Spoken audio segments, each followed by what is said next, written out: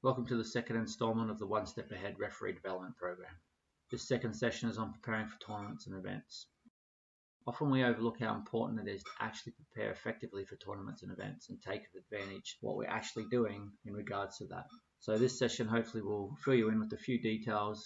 Got some interviews from some of our key referee personnel, along with some ideas and strategies to assist you in preparing yourselves better for tournaments and events. So the core aspects of this presentation include a calendar of events, athletic performance, decision making, nutrition, recovery strategies, and of course reviewing the performance at the end. So first of all, what we feel is important is that you actually know where the calendar of events are and how to access that, and what you actually can and can't attend, what you want to attend, where you want to attend them, what's involved in each of those events, what you can achieve at those events, etc. So basically this is how we start. We look at the calendar of events. So in this case, it's on our Sharks website under About Us calendar. So that accesses the Queensland Touch Football calendar, and everything that you need to know if you're in our area should be on that calendar. So that's searching, know when events are on throughout the year and plot out those that you can attend. So select those that you wish to attend and are able to set some goals for yourself. So identify the goals that you have for each of those events. It may be an upgrade, it may be a particular ranking or grand final, or it may be just simply getting through the event injury free. So there are a whole range of goals that you may be able to set for yourself. Then actually starting to prepare a training program based around your core events. If anyone needs a template for that, I can provide that. It's basically, I can give you a 12-month program which you basically fill in. I'm happy to support to ensure that you're setting some goals, having the right focus in your lead up to each of your core periods of time. So next we're going to have a video from myself based on how I prepare for events and tournaments, and that will then lead into a video by Matt Lavery, which is Queensland and our region's #1 referee, who will then discuss how he prepares for events and tournaments. Hey guys, I guess for me, setting up for events is something that's really important. Whether you're going for an upgrade, whether you're going for a ranking, whether you're just going to get some additional experience, you really need to have your goals set before you get there, even when you're thinking about which events you'll attend. And you need to think about how you'll set up your training regime, your eating regime, your recovery processes in the lead up to, during, and after the event. All of those are really important. What I do in the lead up is I try to see myself ref as much as I can. So whether that's on some live stream video footage, if you're fortunate enough, whether it's get somebody else to film some of your games.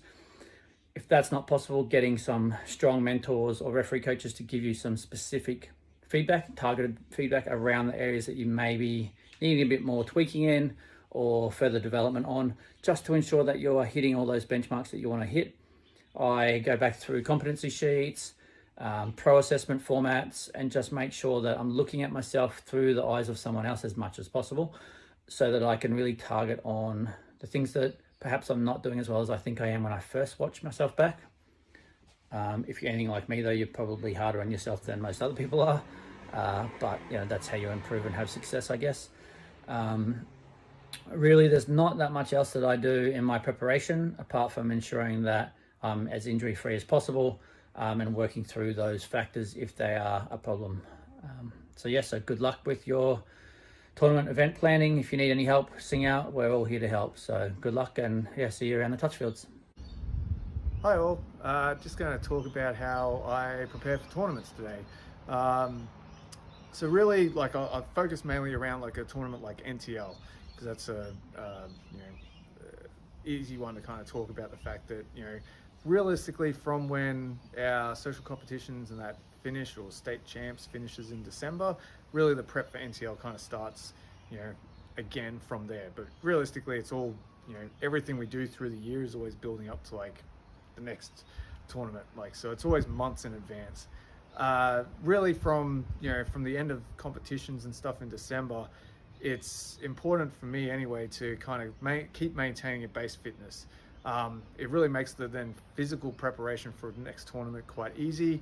But it's important at that point too to really take a mental break from things as well, because you need that time, like downtime, to kind of just go back and regroup and kind of just get mentally prepared, and that way so you're not mentally fatigued when it comes time for the next event.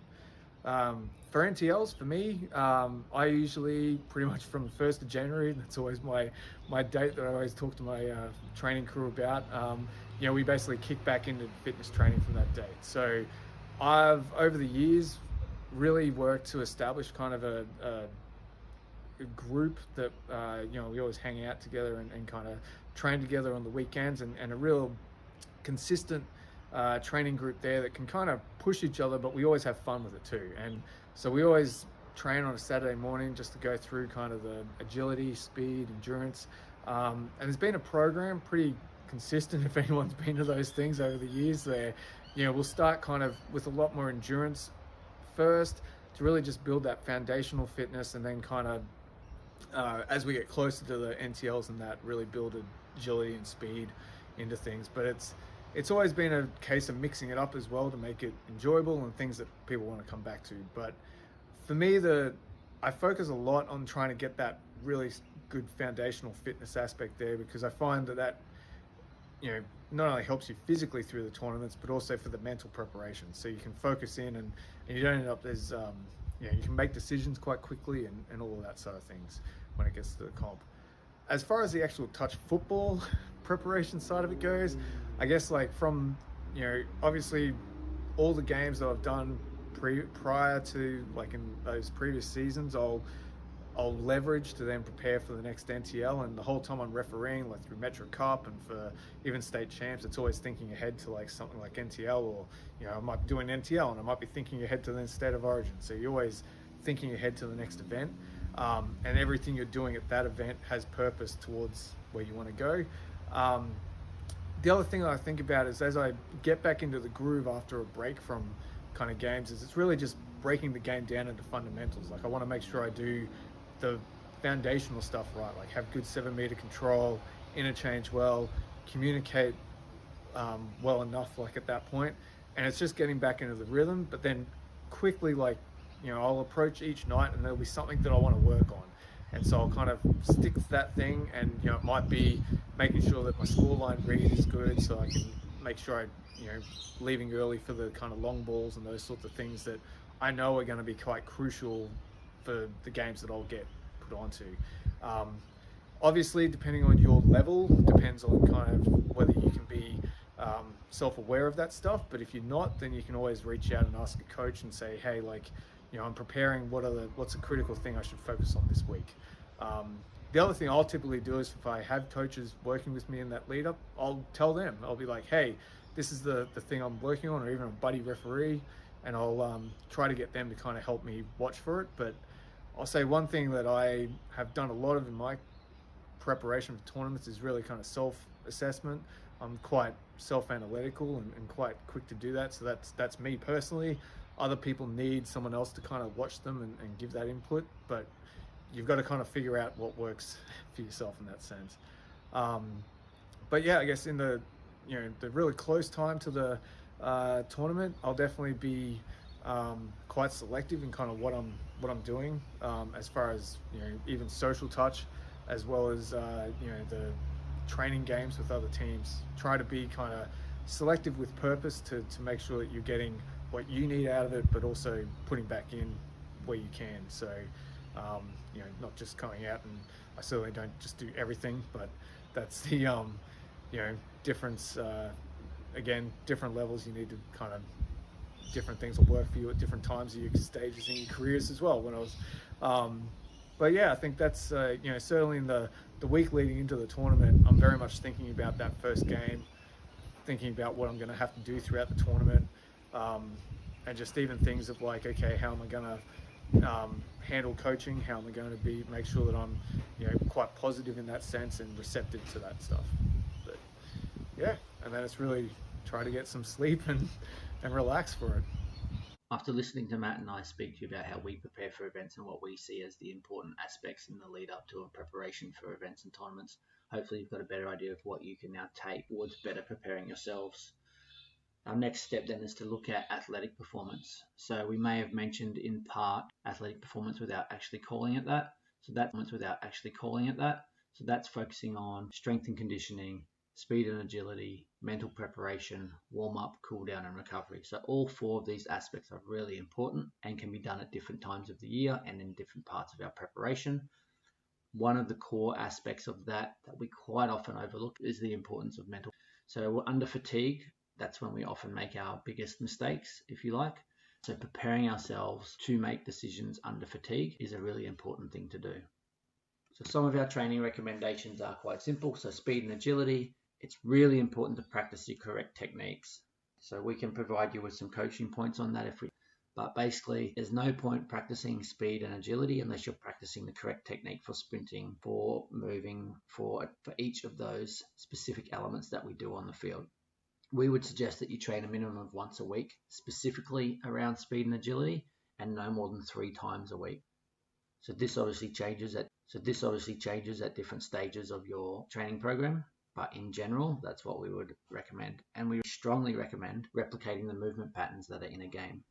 So aerobic conditioning, then we develop an aerobic base prior to the specific event or season through activity 2 to 4 times a week. Now, some of that may be your refereeing, some of that aerobic conditioning.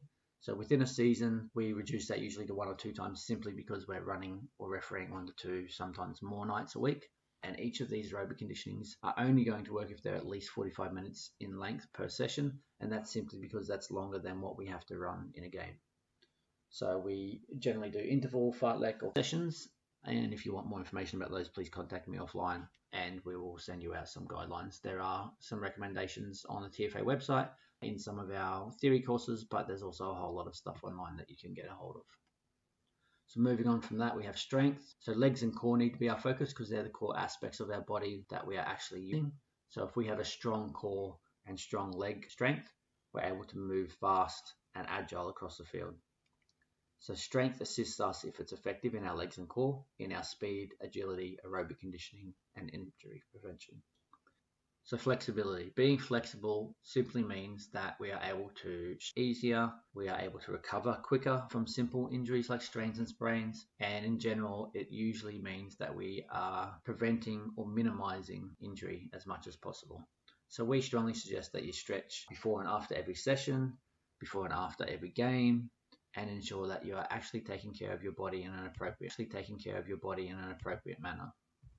So that moves on to our warm-up. So our warm-up is probably something that our younger referees take for granted because as a young referee, your body is naturally more flexible, generally speaking, and less prone to injury. However, as we get into our teenage years, that changes.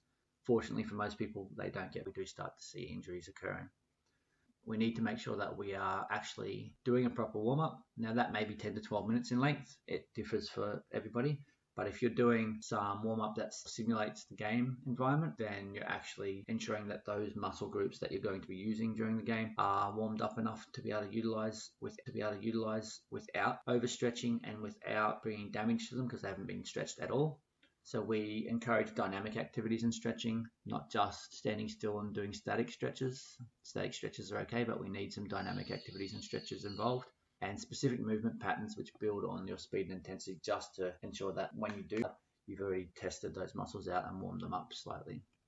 So my question then for you is, how do you warm up? What specific elements or activities do you do that ensure that you're able to get your body prepared for your refereeing game? So if you're with other people, pause the video now and have a conversation. Otherwise, we'll continue shortly. So TFA suggests a number of warm-up activities. There are more than what's on the list provided on this slide, but basically jogging forwards, backwards, high knee lifts, quad flicks or heel to bottom running, lateral side-to-side shuffles or crossovers, some agility patterns, backward and forward sprinting, leg swings, walking hamstring stretches, walking lunges, knee hug to quad stretches, back rotations, cradle walk stretch, match patterns and signals. So there's a whole range more than this that you can be doing, and I'm not saying do all of these. What I'm saying is you need to select a range of activities or stretches that make sure that your body is ready, physically ready, so warmed up, activity that's about to come, which in this case, what we're talking about is each of our game. So then we perform our game. Following our game, this is another part that is quite often overlooked, which can lead to cramping, sore muscles, etc., which can often be minimized by doing these things. So if we are stretching, hydrating, refueling, so eating the right foods, walking and stretching after a game, and then if possible applying hot and cold or ice bath techniques, we're able to then make sure that the lactic acid building up in our core muscles, in our legs particularly, won't continue to do so, or will have a minimal impact on us throughout the day. So this is extremely important in tournaments and events that go for several days. Otherwise, come day 3 out of a 3 or 4 day tournament, you're likely to be having really sore legs. So moving on, I guess this is what we were talking about before in brief. This is for me the most important part in an event or tournament, because you are going to get tired at times unless you are extremely fit, but even then there will be times you may suffer some mental fatigue. So to start with, I guess we're thinking, what sources supply pressure? For each of us it's different. So if you're with other people, I'll leave this slide up and just pause for a moment, have a read over these 2 questions, see what you come up with, and then we'll continue. Okay, so what sources supply pressure? So we supply pressure on ourselves. Our family may indirectly put pressure on us, our friends, our colleagues, the system itself, in that we're going for rankings or upgrades, players, coaches, managers, spectators. All of these are aspects of pressure. How much that impacts on you is up to you and comes down to the individual. So some of us are quite good with pressure and used to being put under pressure situations. Some of us are still early in our learning and developing around that stage. So it's really important that you can absorb some aspects of pressure and I guess ignore others. So putting additional pressure on yourself to succeed is healthy for some people, unhealthy for others. So knowing how you react and how you can accept those aspects is really important. The earlier you can work that out, the easier it is for you to move forward with that area. So how do we train ourselves to respond effectively to pressure? There's a few ways. There's going to be pressure situations in games. For some of us, that means we become uncertain about what we're doing. For others, it means we strive for those conditions. So if you're someone who strives under pressure, this won't be an area of concern for you, other than remembering that you've got to continue to be consistent in what you're doing. For those of you who feel pressure as a stressful or an anxious moment, it's really important that you start to look at what can you control and what can't you control. So there are aspects in games that we as referees can control and manage. There are aspects that we can't.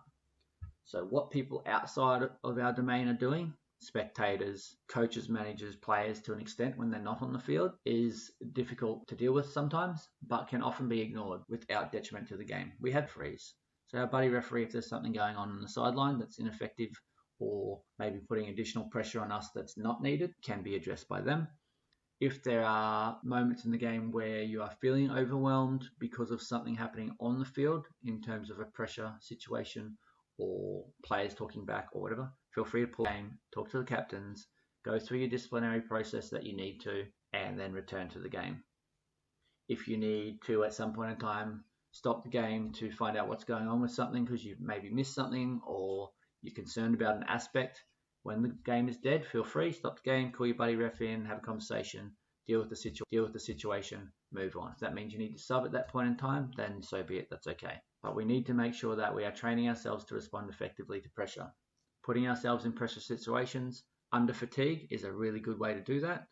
Quite often it will take a while for us to actually respond more effectively, but the more that we expose ourselves to those situations without being in a game situation, the quicker we're going to respond to pressure effectively. I'll leave it at that, but if you want more tips and ideas around what that actually looks like and what it means, please contact me offline. I'm more than happy to have a conversation, provide you with some details, some ideas, some activities, or whatever else you may need. Next series of slides have activities that I'd really love for you to respond to on our Facebook group. So SQBD Touch Football Referees. Feel free to join that. It won't just allow anyone to join, but join or apply to join, and then that will sit there until somebody within the course approves you to join. And that's just so that we can maintain our safety and integrity. First question, what component or components of athletic performance do you think are most important for referees and why? So they're the 4 that I mentioned earlier. They are on the screen. I'm not going to say more about that right now because I want you to go in and discuss that on our Facebook group. Activity 2, same thing. What makes an ideal warm-up routine and what are ideal cool-down and recovery techniques from your perspective? So the more that we can share our ideas, the more that we can educate everybody in our group. So again, I'm not going to talk about those. I just want you to share it to our Facebook group if you can. And activity 3, same thing. If you can share it to our Facebook group, that'd be great. I'm happy for you to do all 3 at once. 3 as different activities. Can you outline an occasion when pressure affected your decision making while you were refereeing? And what could you have done to reduce your level of stress and make a better decision? So this is just some reflective practice for us, because quite often we don't get a chance to do that, and share that with others so that we're able to then build upon that and get other ideas. This leads us on to making decisions. So the next two videos are errors made by the referee under fatigue. So this is not to have a crack at referees. This is not to talk anyone down. We all make mistakes occasionally when we are fatigued. And this is about learning from that and ensuring that we have ways in which we can ensure that those mistakes are less likely. Play the next two videos and then we'll have a conversation later.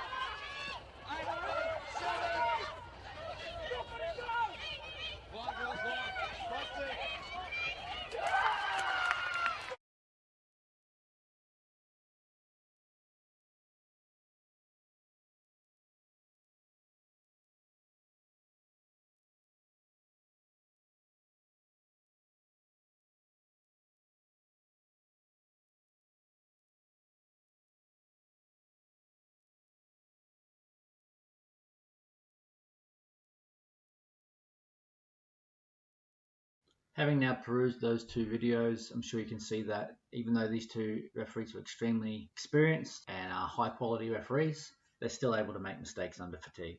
So it's about preparing ourselves to ensure that we are always giving the best outcomes of the game possible, and knowing that ourselves, when we are getting fatigued and tired, that there are extra steps that we may need to do to focus on the game and ensure that we're getting the core details correct. So now that we've done that, it's important that we talk about goal setting in terms of referee mental preparation. As I'm sure you've all heard before, SMART goals are the best goals. So SMART goals are specific, so they're targeted into something that we can actually achieve. So we know that we're able to see the difference in something, whatever that may be. It's actionable, so we can actually do it. We set it as a realistic goal. So we're not saying, as a level 1 referee who's just done their level 1 course, that I want to be able to run like the top referees, like Matt Lavery, for example. That's not realistic in a short time frame. That takes years and years of practice to get to that stage, and some of us never reach that goal. All of our goals not only need to be realistic, but they need to be time bound. So we need to ensure that we're setting time frames that are also realistic. It's important that when we set our goals, we think about ensuring that we can achieve those goals. So we might have some short-term goals, we might have some medium-term goals, and we might have some long-term goals. And they may shift, they may change at any point in time, and that's okay. If you don't have a referee coach yet, or a referee mentor, it's really vital that you get yourself one. These are people that are gold in our sport. These are people that you can go to in person, whatever, and get ideas from, get support from, get a whole base of new ideas, data, reflection from, so that you can best set yourself up for success. Hopefully you know someone that you can go to. I would suggest that you have referee mentor and referee coach. They are two different people that you should have. And referee coach, they are two different people that you should have. A referee mentor is someone that you can run with, so you can referee with on the field, and they can provide you with insights that you otherwise may not get. And that you have a referee coach who is the next person on our team who is external to refereeing, but part of our referee team. So what I mean by that is they're not actually, they're giving you tips and advice from off the field to enhance what you're doing. So again, another activity, I would love again for you to post stuff around this in our Facebook group, but more than happy for you to have conversations with people or just simply reflect upon for yourself. There are 6 questions that I really want you to think hard about. So you'll take some time. Feel free to pause the video so you can watch this slide. If you don't want to listen to me, that's okay. But I really think this is important for every referee, no matter what level you are at. So what is your goal as a touch football referee? Or goals. You may have more than one goal, and that's okay. And your goals may change with different events that are coming up, different periods of time, different opportunities that arise for you, and that's okay as well. In fact, that's really important to think about. Question 2, when would you like to realistically achieve your next badge level if you're not already at badge level 6? because the Silver Fox badge, the badge 7 that some people talk about, is not a reality badge yet. Moving on, number 3, what upcoming workshops or events during the next 12 months? These could be online sessions like this that you're listening to. These could be face-to-face workshops like the ones that are running later in the year in South Queensland. This could be a whole range of activities. Or it can be QTF, regional, or even national TFA events. Think about what you're able to attend, what you then want to be, and a program towards achieving that. So number 4, who can you ask to be a mentor or a coach? Do you have someone at affiliate level? Do you have someone at a higher level? Can you get some of your games filmed if you don't have someone at a local level, and then send them off or share them via a private YouTube channel or whatever else to someone who will share them via a private YouTube channel or whatever else to someone who will give you some advice around it after they've looked at it? Are you getting enough quality practice at park level? And if not, what can you do to address that? Are there other avenues that aren't too far for you to travel where you can access additional quality games? Are there people you can talk to about trying to get more quality games to enhance what you're doing, to give you that precious situation that you really want to get? And number 6, what additional ongoing support do you need to discuss with your local referee, coach, director, regional coach, director, somebody to see how you can gain that support? So if you've reached out to people and are still unable to get answers, please feel free to contact me offline. I'm more than happy to help anyone, anywhere, or even provide you with contact people near you. So that takes us on to the next important aspect, nutrition. So nutrition is something often overlooked, and for youth, look, to a certain degree, for some of you with fast metabolisms, this may not be as critical, but the sooner you can train your body into the right thing for it, the quicker you're going to recover, the less injuries you're going to have, the better overall you're going to be able to perform. So we've got to break down our nutrition into 3 categories. Our pre-competition, so what we're eating in the lead up to it. During competition, so how we may have to change that because we're running times a day, which is different to what we're doing in any other given day in our lead up, and then what we're doing in recovery. So each of these 3 aspects are equally important. Pre-competition, here are some key points. If you're having a large meal before you're running, so before the competition, you should have it 3 to 4 hours beforehand. If you're having just a snack, it should be 1 to 2 hours beforehand. Now, the whole reasoning for that is the amount of time it takes simply to digest the amount of food you're consuming. If you're looking at what you need to have in that meal, you should be having 200 to 300 grams of complex carbohydrates if it's a meal, like a large meal, and avoiding foods that are high in fat and protein. So each of these have different roles, as you may or may not know, and it takes time to get the balance right for you. This is just a general guide. It differs for every single one of us. I can't have that high level of complex carbs that early to running, but I can have a smaller amount and it works well for me. But everyone's different. So you need to think about and trial it. You know, some people live and breathe off protein bars and other snacks similar to that throughout tournaments. For other people, it goes straight through them. Their bodies can't handle it. So you've got to work out what's going to work for you. I would suggest start in small doses of anything that you're trialing at an event so that you don't have massive issues.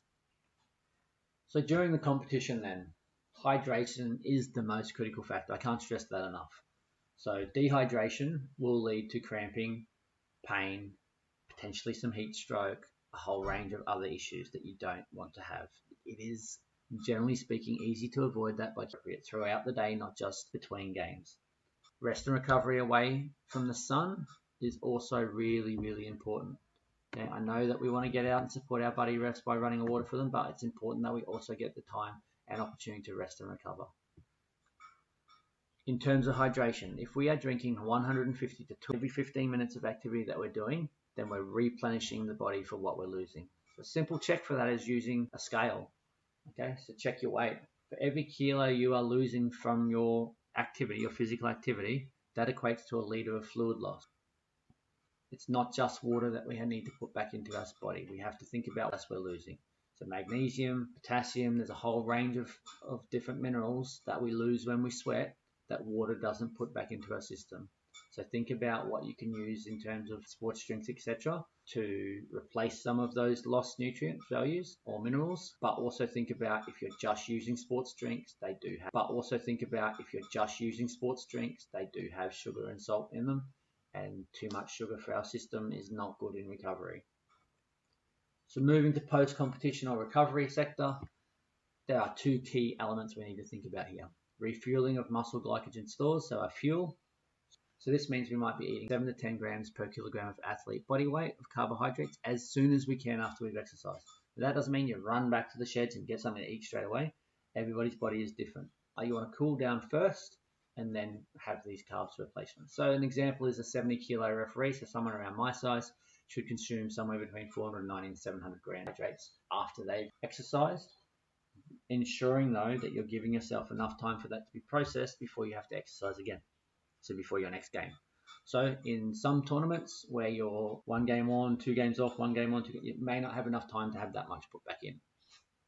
In other games where you have 1 game on, 3 or 4 games off, to practice that and in good stead. The second factor is replacement of fluid and electrolyte lost in sweat. So I've basically managed or mentioned this before.